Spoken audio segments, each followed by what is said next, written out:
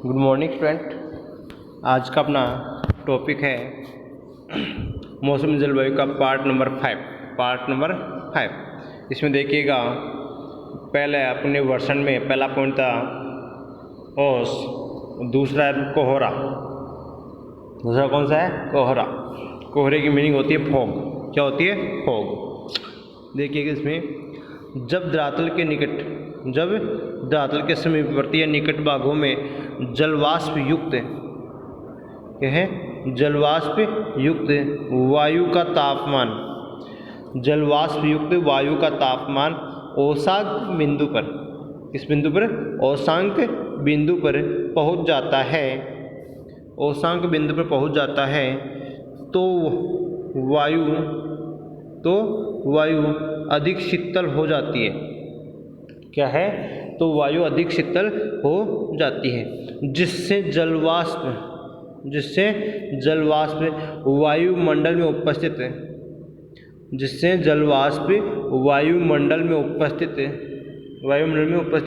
धूल के कणों के चारों ओर छोटे छोटे जल कणों, धूल के कोणों के चारों ओर या कणों, धूल के कण, यहाँ पे कण करना आपको, कण, इस जगह आपको क्या लिखना है? कण। धूल के कणों के चारों ओर छोटे छोटे जल कणों द्वारा वायुमंडल में निलंबन के रूप में तैरती हुई नजर आती है। क्या करती है? वायुमंडल में निलंबन के रूप में तैरती हुई नजर आती है, तो उसे कोहरा कहा जाता है। तो उसे क्या कहते हैं? कोहरा कहते हैं। क्लियर? फिर देखिएगा, कोहरा फसलों के लिए लाभदायक होता है, लेकिन चाय व कॉफी की फसल के लिए हानिकारक होता है। जो कोहरा होता है वो सभी फसलों के लिए लाभदायक होता है, लेकिन चाय व कॉफी की जो फसल होती है उसके लिए क्या होता है? नुकसानदायक होता है। क्लियर? फिर देखिएगा आगे, तीसरा पॉइंट है धुंध या कुहासा। इसमें देखिएगा क्या होता है, यह कोहरे का ही एक परिवर्तित रूप है। किसका रूप है? कोहरे का ही। यह कोहरे का एक परिवर्तित रूप होता है। अंतर्राष्ट्रीय मौसम विज्ञान के अनुसार, वर्ल्ड मीटरोलॉजी ऑर्गेनाइजेशन कहाँ है? जिनेवा में। अंतर्राष्ट्रीय मौसम विज्ञान के अनुसार जब जलकण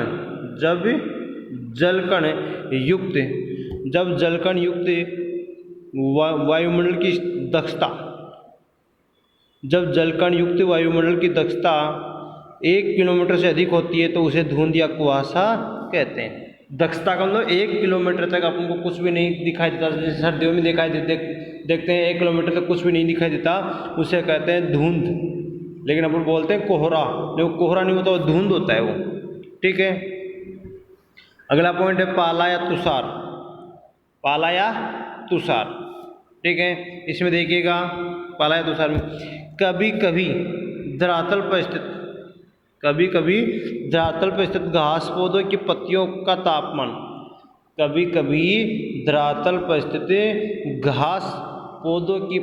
का तापमान 0 डिग्री सेंटीग्रेड से भी कम हो जाता है। कितने डिग्री सेंटीग्रेड से कम होता है? 0 डिग्री सेंटीग्रेड से भी कम हो जाता है। तो ऐसी परिस्थिति में जलवाष्प का संघनन न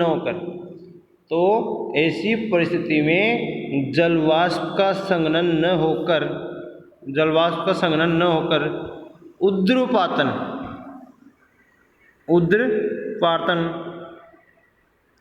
किरण के फलस्वरूप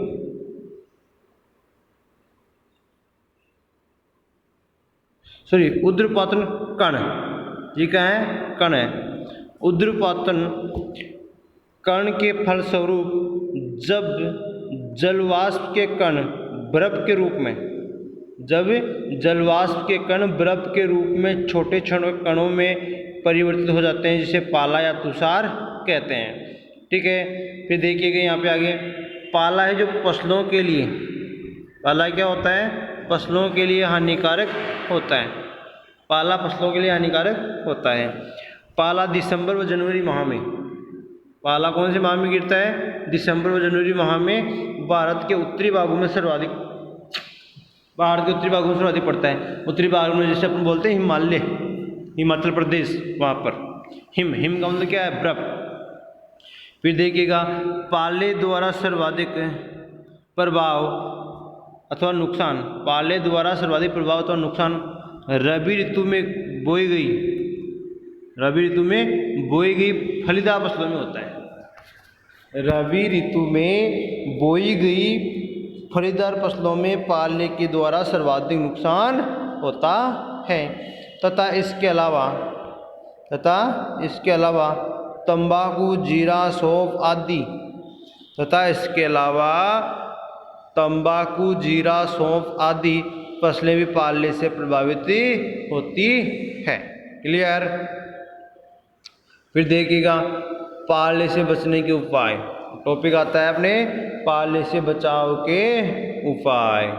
तो देखिएगा इसमें पहला पॉइंट है पाला प्रतिरोधी किस्मों का चुनाव करना, दूसरा होता है धुआं करना, तीसरा होता है हल्की सिंचाई करना, चौथा है छाया करना, पांचवा H2SO4 का छिड़काव करना और छठा है वायुरोधी वृक्ष लगाना।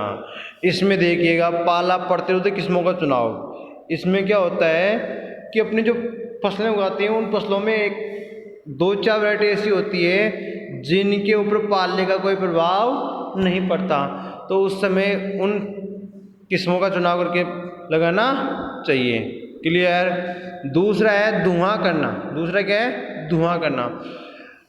मध्य रात्रि के समय, कभी मध्य रात्रि के समय जो फसल उगी हुई है उस फसल के चारों ओर क्या कर दो, धुआं कर दो। क्या कर दो, धुआं कर दो, जिससे जो जलवाष्प जो संघनित होकर पाले के रूप में जम रही है वो पाले के रूप में जमा नहीं होती, क्योंकि वो पिघलती रहेगी। अरे धुआं होगा, धुआं से ताप निकलेगा और ताप से क्या होगा, कोई चीज़ पिघलती है।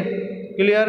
फिर देखिए हल्की सिंचाई करना, हल्की सिंचाई करना, ये भी क्या मध्य रात्रि के समय या सायंकाल के समय फसलों पर हल्की सिंचाई करना चाहिए।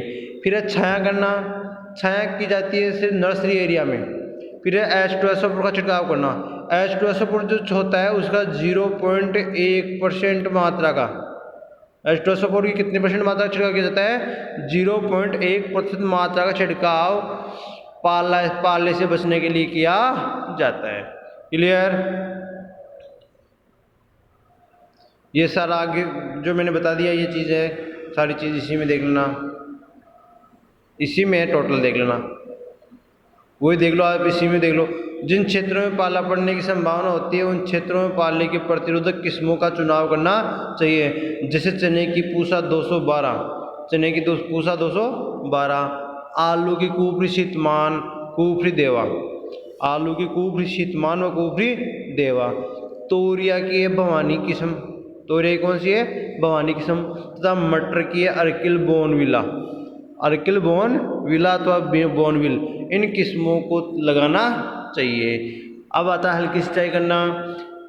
रात्रि के समय हल्की सिंचाई करने से उन क्षेत्रों में 0.5 डिग्री सेंटीग्रेड से 3 डिग्री सेंटीग्रेड तापमान में क्या होती है, वृद्धि होती है, जिससे उन क्षेत्रों में पाला पड़ने की संभावना कम होती है।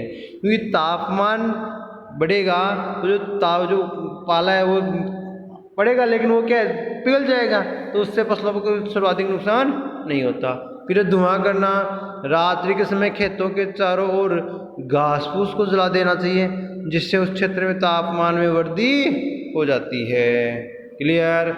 अगला है H2SO4 अम्ल, कौन सा है, H2SO4 अम्ल अथवा गंधक के घोल का छिड़काव करना। इसमें देखिएगा जिन क्षेत्रों में पाला पड़ने की संभावना होती है, क्या है, जिन क्षेत्रों में पाला पड़ने की संभावना होती है उन क्षेत्रों में 1000 लीटर में, उन क्षेत्रों में 1000 लीटर में 1 लीटर गंधक का अम्ल या गंधक का छिड़काव फसलों पर करना चाहिए। क्लियर। अगला है छाया करना।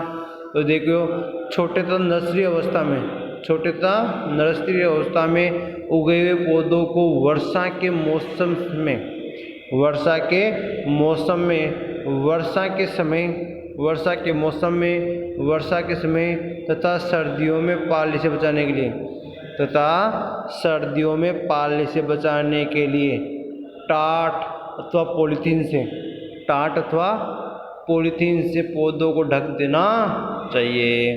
फिर मिश्रित फसलों का चुनाव करना चाहिए, तो पाला प्रतिरोधी वृक्ष लगाना चाहिए। इसमें देखिएगा जिन क्षेत्रों में पाला पड़ने की संभावना रहती है, क्या है, जिन क्षेत्रों में पाला पड़ने की संभावना रहती है उन क्षेत्रों में मिश्रित फसल को उगाना चाहिए। क्या करना चाहिए, उन क्षेत्रों में मिश्रित फसल को उगाना चाहिए। जैसे रिंजगे में सरसों, मटर में सरसों, जैसे रिंजगे में सरसों व मटर में सरसों। ठीक है, ये मिश्रित फसल का काम करती है। अगला है बादल। अगला टॉपिक है बादल। देखिए क्लाउड्स, बादल की मीनिंग क्या होती है, क्लाउड, CLOUDS, क्लाउड्स। ठीक है, तो देखिए क्लाउड से होते हैं जो धरातल के विभिन्न ऊंचाई पर, क्लाउड से धरातल की विभिन्न ऊंचाई पर जलवाष्प के संघनन के परिणाम स्वरूप, जलवाष्प के संघनन के परिणाम स्वरूप